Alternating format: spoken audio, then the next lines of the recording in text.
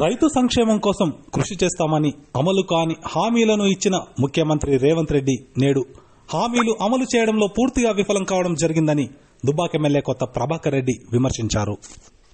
రైతు బంధును పూర్తిగా నిర్వీర్యం చేయడానికి రేవంత్ సర్కార్ చూస్తుందని ఆరోపించారు.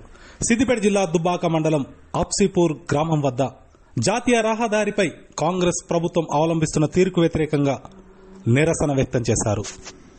రైతులు బీఆర్ఎస్ నాయకులతో కలిసి ఎమ్మెల్యే కొత్త ప్రభాకర్ రెడ్డి రోడ్డుపై బైఠాయించడంతో పెద్ద ఎత్తున వాహనాలు నిలిచిపోయాయి. అనంతరం పోలీసులు జోక్యం చేసుకుని రాస్తారోకోను విరమింపజేశారు.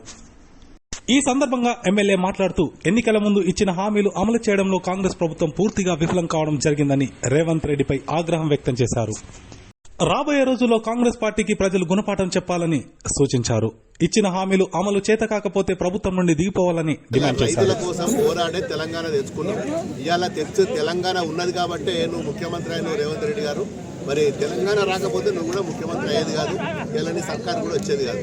ఇలా కేసీఆర్ పుణ్యమని 14 ఏళ్ళు కొట్లాడి తెలంగాణ తెచ్చుకున్నది రైతులను అరెస్ట్ చేసుకోవడానికి, రైతులను మోసం చేసుకోవడానికి.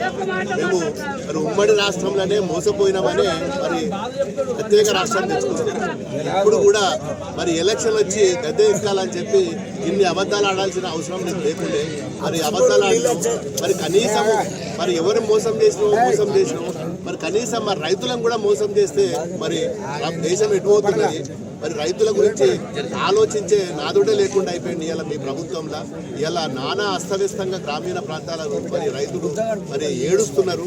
మరి నిజంగా కూడా మరి కాలువలు వస్తాయేమో, కనీసం నాట్లు వేసుకుందాం, మరి కనీసం పంట పండించుకుందాం, పెట్టుబడి సహాయం వస్తుంది అని చెప్పి మరి పెట్టుబడి సహాయం కోసము గత ప్రభుత్వంలో ఇచ్చిన హామీ